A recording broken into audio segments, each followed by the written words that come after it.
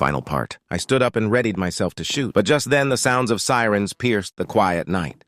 The man outside banged his hands against the window one last time, and then it was as if someone had sliced his arms at the elbows. His forearms seemed to shear right off, and the man took off running before they so much as hit the ground.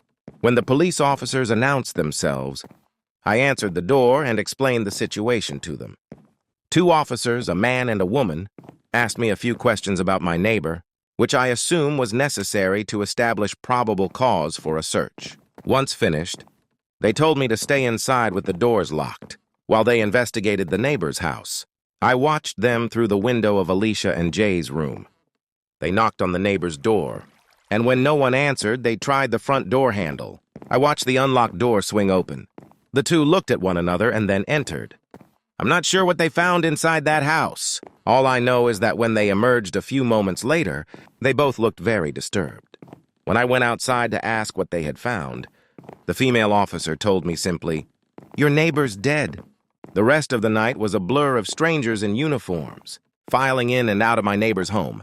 Some came to my porch afterwards to ask me questions, and none offered me any answers.